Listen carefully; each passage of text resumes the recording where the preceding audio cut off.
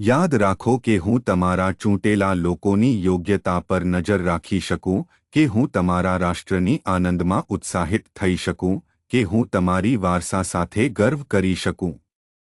2026ના 15મા ફેબ્રુઆરી રવિવાર।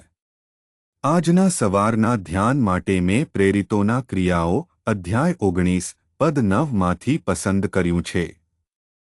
પરંતુ જ્યારે કેટલાક હઠધર્મી બન્યા અને અવિશ્વાસમાં ચાલુ રહ્યા, સભા સમક્ષ રીતની બુરી બોલી, તે તેમનાથી અલગ થયા અને શિષ્યોને લઈને ટાયરન્સના હલમાં રોજ વાતચીત કરવા ગયા। સુપ્રભાત મિત્રો, જ્યારે અમે બોલીએ તે જગ્યાનો વાતાવરણ કડવો થઈ જાય, ત્યારે આગળ વધવું જ વધુ સારું છે। આ પદ પર આપણે ધ્યાન કરીએ। આ ધ્યાનનું થીમ છે આગળ વધો।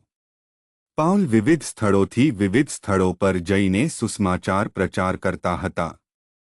તેમણે ઈસુ ખ્રિસ્તના પ્રેમ અને પવિત્ર આત્માની શક્તિનું શિક્ષણ આપતા રહ્યા। પાઉલ એફેસુસમાં હતા। ત્યાં તેઓ સિનાગોગમાં ગયા અને લોકો સાથે વાતચીત કરી, તેમને દેવની રાજ્ય વિશે રાજી કરવાનો પ્રયાસ કર્યો।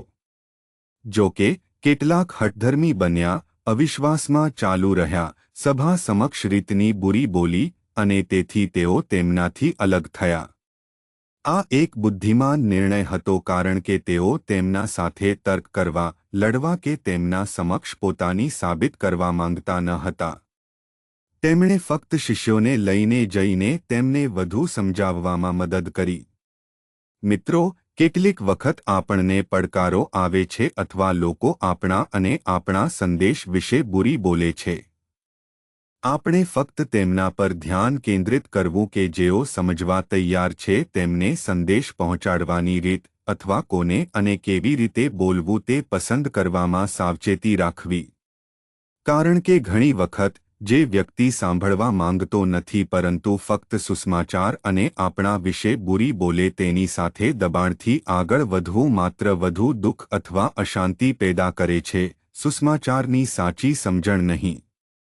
તો આપણે બુદ્ધિમાન રીતે રહેવું કે આગળ વધવું તે નક્કી કરીએ। પ્રાર્થના। કૃપાળુ ઈશ્વર, આપણા સ્વર્ગીય પિતા, આપણને સમજાવો કે ક્યારે રહેવું અને ક્યારે આગળ વધવું। આપણા સાથે રહો, પ્રભુ। ખ્રિસ્તના નામે આપણે પ્રાર્થ કરીએ। આમીન।